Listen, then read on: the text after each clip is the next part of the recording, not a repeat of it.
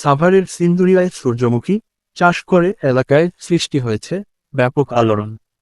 শহরের যান্ত্রিক জীবন ছেড়ে প্রকৃতির হলুদ ছোঁয়া পেতে কে না চায়? সেই চাহিদাকে সামনে রেখে সিন্দুরিয়ায় 3 তরুণ উদ্যোক্তার গড়ে তোলা সূর্যমুখীর বাগান এখন সাধারণ মানুষের অন্যতম বিনোদন কেন্দ্রে পরিণত হয়েছে।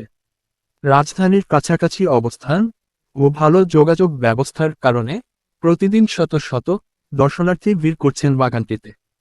যেদিকে চোখ যায়, সূর্যের দিকে মুখ করে থাকা সারি সারি সূর্যমুখী ফুল এক মণিমুগ্ধকর দৃশ্য। উপভোগ করছেন হলুদের অপরূপ সৌন্দর্য আর তুলছেন স্মৃতিবন্দী ছবি। দর্শনার্থীদের আকর্ষণ বাড়াতে উদ্যোক্তারা বাগানে তৈরি করেছেন ছবি তোলার মাচা, ফটো ফ্রেম, দোলনা ও চোখ জুড়ানো ছনের ঘর। ফলে এটি শুধু একটি কৃষিখামার নয়, বরং একটি আকর্ষণীয় পর্যটন স্পটের রূপ নিয়েছে। জাহাঙ্গীরনগর বিশ্ববিদ্যালয় এর 3 শিক্ষার্থী 2 বিঘা জমি ভাড়া নিয়ে শুরু করেন এই ব্যতিক্রমী উদ্যোগ। প্রথমে তেল উৎপাদনের লক্ষ্য নিয়ে সূর্যমুখী চাষ শুরু হলেও মানুষের ব্যাপক আগ্রহ দেখে তারা বাগানটিকে বিনোদন কেন্দ্র হিসেবেও গড়ে তোলেন। সূর্যমুখী তেলের রয়েছে নানা ধরনের ঔষধি গুণ, যা স্বাস্থ্যসম্মত খাদ্যতেল হিসেবে পরিচিত। এটি জমি থেকে তেল উৎপাদনের পাশাপাশি পর্যটন আয়, এই দ্বিমুখী সাফল্য অন্য তরুণদের জন্য হতে পারে অনুকরণীয় রোল মডেল।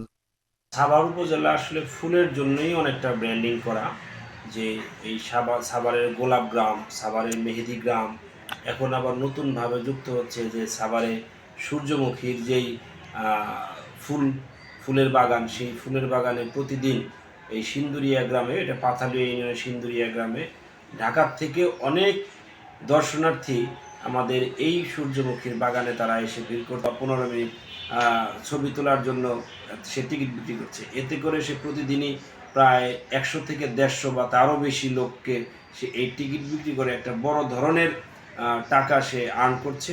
এছাড়া সূর্যমুখী থেকে আপনারা জানেন যে সানফ্লাওয়ারের থেকে যেই অয়েলটা আসে, যে তেলটা আসে, এটা মানে গুণগত দিক, গুণের দিক দিয়ে অনেক বেশি হাই মানের, অনেক বেশি উঁচু মানের।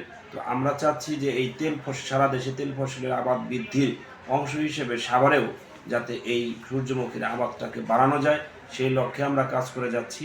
আর এমনিতেই আমাদের উপসহকারী কৃষি অফিসাররা এই সূর্যমুখী সহকারে অন্যান্য সরিষা, তিল, তিসি সব কিছু আবাদ বাড়ানোর জন্য তারা মাঠে কাজ করে যাচ্ছে, কৃষকদেরকে উৎসাহ প্রদান করছে।